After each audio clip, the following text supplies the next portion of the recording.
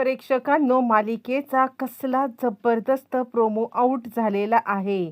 पुढील भागामध्ये आपल्याला आता पाहायला मिळणार आहे की रम्या आणि आता विजय यांचं लग्न तर आता होताना आपल्याला दिसणार आहे.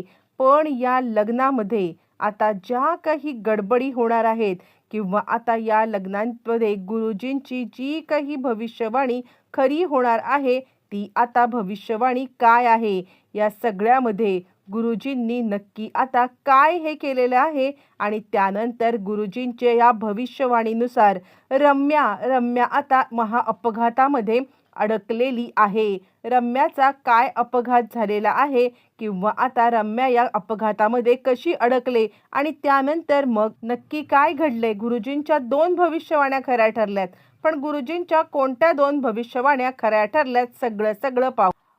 प्रेक्षकांनो, आपण तर पाहिलेलं आहे की आता इकडे एंट्री झालेली आहे, ती पार्थ आणि इकडे पार्थच्या बाबांची एंट्री झाल्यावरती मग आता त्यांना हा सगळा प्रकार मानिनीने सांगितलाय.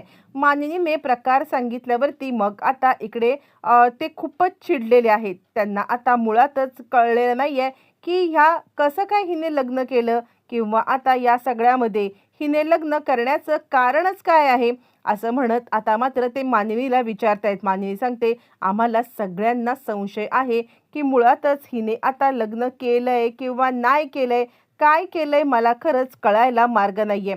आणि असं म्हटल्यावरती मग आता लगेचच इकडे लग्नाच्या विधींसाठी गुरुजींना बोलवलं जातं आणि गुरुजींना बोलवल्यावरती मग आता लगेचच इकडे आता नंदिनी सांगते, चला आम्ही तुमचं लग्न काही पाहिलेलं नाहीये आणि आता आम्ही तुमचं लग्न पाहिलेलं नाहीये, पण या सगळ्यामध्ये आता आम्हाला तुमचं लग्न पाहण्याची खूप इच्छा आहे, असं म्हटल्यावरती मग आता लगेचच इकडे सांगायला लागतंय. ते म्हणजे ती सांगते की आम्ही तर लग्न केलंय, आम्ही लग्न केलेलं असताना आम्ही पुन्हा लग्न करण्याची काहीच गरज नाहीये. आणि असं म्हटल्यावर ती नंदिनी मात्र आता तिला सांगायला लागते, असं कसं, आमच्या समोर तुझं लग्न झालं पाहिजे हे काय, बाबा सुद्धा आता आलेले आहेत आणि जर का आता बाबा आलेले आहेत तर या सगळ्यामध्ये तू लग्न करायलाच पाहिजेस ना. हे बघ, आम्ही तुझ्यासाठी काय काय सोय केले, असं म्हणत ती आता एक सगळेजण दाखवायला लागतात.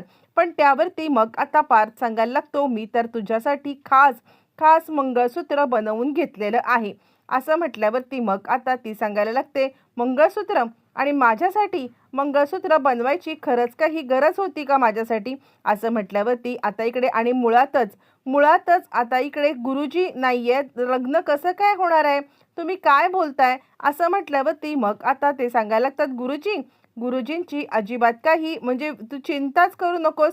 हे काय, गुरुजी आत्ताच्या आत्ता इकडे आलेले आणि तितक्यात गुरुजी येतात. व्हेन गुरुजी इज हिअर नो फिअर, असं म्हणत गुरुजींची धमाकेदार एंट्री झालेली आहे. आणि त्यानंतर गुरुजींना आता मात्र इकडे रम्या सांगायला लागते, तुम्ही कसे काय इकडे. गुरुजी सांगतात, मग काय, आता तुला लग्न तर करायचं आहे, आता या घराचा पंडित मीच आहे, या घरातलं प्रत्येक कार्य माझ्याच ह्याच्याने होतं, मग जर का असं असेल तर या लग्नासाठी तुझं लग्न जर का दुसऱ्या कोणत्या गुरुजींनी लावलं असेल तर ते मला कसं काय चालेल, म्हणजे म्हणूनच मी या लग्नासाठी 100% आता इकडे येणार म्हणजे येणार, ही गोष्ट मात्र आता खरी आहे, असं म्हटल्यावरती मग आता इकडे वसू विचार करायला लागते, ह्या काय गुरुजींचं डोकं बिकं फिरलंय की काय, हे सगळ्यांच्या सोबत कसे काय आता लागू शकतात, असं म्हटल्यावरती मग आता इकडे विजय सांगायला लागतो, पण गुरुजी आम्ही ऑलरेडी जर का आता लग्न केलेलं आहे तर असं असताना तुम्ही आमचं लग्न लावण्याची गरज, यावरती गुरुजी म्हणतात, असं कसं, अहो या घराचा गुरुजी असल्याच्या कारणाने मला आता तुमचं लग्न लावावंच लागेल, चला लग्नाचे सगळ्या विधींना सुरुवात करा. बरं, मी काही लग्न असं तसं लावणार नाहीये, तर मी तोपर्यंत इकडे सगळी तयारी करतोय, तुम्ही जा बरं, आटपून या. आता मात्र इकडे रम्या आणि वसू यांची चांगलीच धंदेरी उडालेली आहे आणि त्याचवरती मग आता इकडे आता वसू सांगायला लागते रम्याला, हे बघ विक्रम आलेला आहे आणि त्याला जर डाऊट आला ना तर आता तो सगळं घर उठवेल आणि उगाचच आपल्याला या सगळ्यामध्ये अडकायला लागेल, त्यामुळे काहीही झालं तरी सुद्धा आता तुला लग्नासाठी तयार राहायला पाहिजे आणि हे लग्न आता कोणत्याही परिस्थितीमध्ये होणार म्हणजे होणारच. यावरती रम्या म्हणते, पण आई माझं पार्थ सोबत लग्न होणार आहे, गुरुजी बोलले ना. यावरती वसू म्हणते, काम कर, तू आता गुरुजींना बोलव इकडे. गुरुजी एका वेळेला एक सांगतात, दुसऱ्या वेळेला दुसरं बोलतात. त्या गुरुजींच्याच कडून आता सगळं सत्य काढून घेऊया. नक्की त्यांच्या डोक्यात तरी काय चाललंय? असं कसं काय ते आपल्यासोबत करू शकतात? असं म्हटल्यावरती रम्या आणि वसू आता गुरुजींना आवाज दे आणि रम्या गुरुजींना विचारायला लागते, गुरुजी एकाच वेळेला तुम्ही डबल डोळकीसारखे कसं बोलतात? गुरुजी म्हणतात, तुम्ही मला बोलताय? यावरती वसू सांगते, मग काय, तुम्ही काय सांगितलं होतात रम्याला की पार्थ आणि तिचं लग्न होणार आहे. मग हे लग्न झालंच कसं? आता हे लग्न व्हायला तुम्ही आलातच कसे करायला? गुरुजी म्हणतात, हे लग्न करायला मी नाही आलेलो आहे, मला तुम्ही बोलवलं आहात. म्हणजे मला खरं तर आता इकडे तुमचं लग्न झालंय असं समजलं. मी लग्न लावायला आलेलो नाही आहे. लग्न तुमचं ऑलरेडी झालेलं आहे आणि ते लग्न फक्त आता इकडे मला करायचं आहे, बाकी काहीच नाही आहे. मला आता अप्रूव्ह करायचं आहे. यावरती ती म्हणते, नाही गुरुजी, अहो हे लग्न झालेलं नाही आहे, ती फक्त नाटक करत आहे आणि ते सुद्धा आता इकडे म्हणजे तिला ह्या घरामध्ये टिकून राहण्यासाठी. गुरुजी म्हणतात, असं जर का असेल ना, तर माझी भविष्यवाणी भविष्यात कधीही खोटी ठरू शकतच नाही. असं म्हटल्यावरती मग आता ती सांगायला लागते, म्हणजे गुरुजी तुम्हाला काय म्हणायचं आहे? त्यावरती गुरुजी सांगतात, मी जे काही सांगतोय ना ते नीटपणे ऐकून घ्या. मुळातच या सगळ्यामध्ये जर का तुमचं लग्न झालेलं नसेल, जर लग्न झालं नसेल तर यापुढे सुद्धा आता हे लग्न होणारच नाहीये.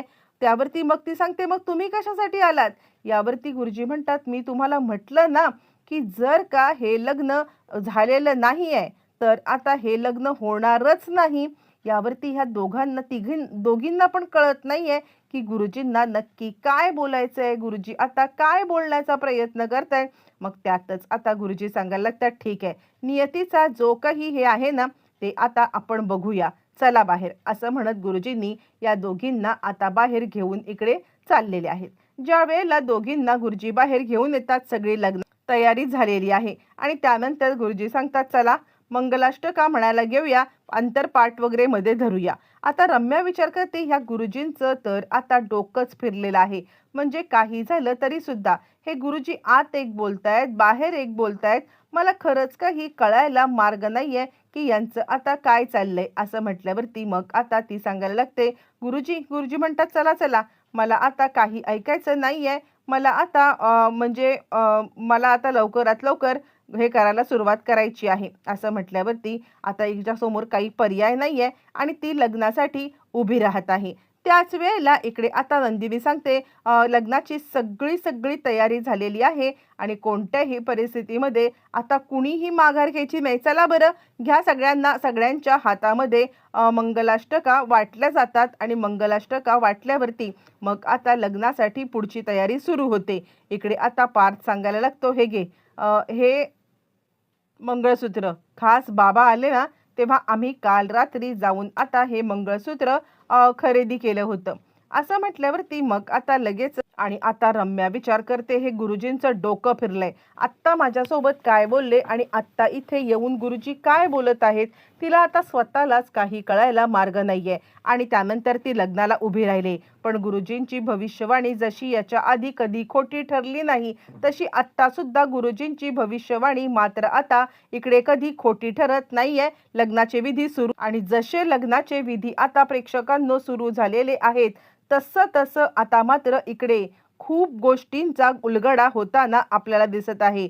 जसे जसे लग्नाचे विधी आता सुरू झालेत, त्याच वेळेला झटक्यात आता वरून एक झुंबर खाली पडलेलं आहे आणि झुंबर खाली पडल्यावरती मात्र आता इकडे सगळ्यात जोरात ओरडते ती म्हणजे कारण आता झुंबर पडलेलं आहे ते म्हणजे इकडे आता रम्याच्या डोक्यात पडलेलं झुंबर आता इतकं मोठं आहे की तिला खूप मोठी जखम झाली आणि त्यामुळे हे लग्न स्थगित झालेलं आहे. लग्न जरी स्थगित झालं असलं तरी आता रम्याचा खूप मोठा अपघात झालेला आहे आणि रम्या या सगळ्यामध्ये आता मात्र चांगलीच गडबडलेली आहे.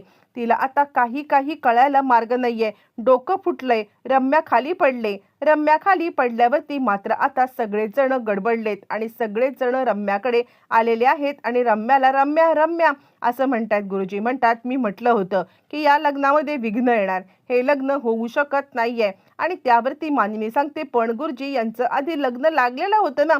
यावरती गुरुजी म्हणतात, त्याच्याबद्दल मी काही बोलू शकत नाहीये, पण हे लग्न होणं शक्य नाहीये, कारण हे लग्न नियतीलाच मंजूर नाहीये. असं म्हणत गुरुजींनी जे काही सत्य सांगितलंय त्यानंतर रम्याची तर आता वाट लागलेलीच आहे. पण तरी सुद्धा तिला एकच समाधान आहे आणि ते म्हणजे आपलं लग्न थांबलंय. लग्न थांबले म्हटल्यावरती रम्या आता भलतीच खुश झाली. पण या सगळ्यामध्ये रम्याच्या तब्येतीवरती मात्र याचा परिणाम झालाय. प्रेक्षकांनो, काय नक्की नियतीच्या मनात आहे? गुरुजींनी सांगितलेली एक भविष्यवाणी तर खरी झाली, दुसरी होणार का? येणाऱ्या भागात सगळं कळणार.